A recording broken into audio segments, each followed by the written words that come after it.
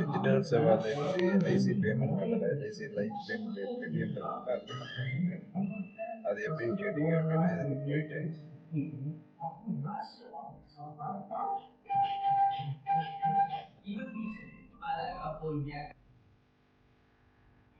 இதில் வந்துட்டு நீங்கள் லைஃப் இன்சூரன்ஸ் ப்ரீமியம் 2020 கீழே அப்படின்னு சர்ச் பண்ணிட்டு இதில் இந்த இடத்துக்கு வந்து கேட்டு என்ன இருக்கும்.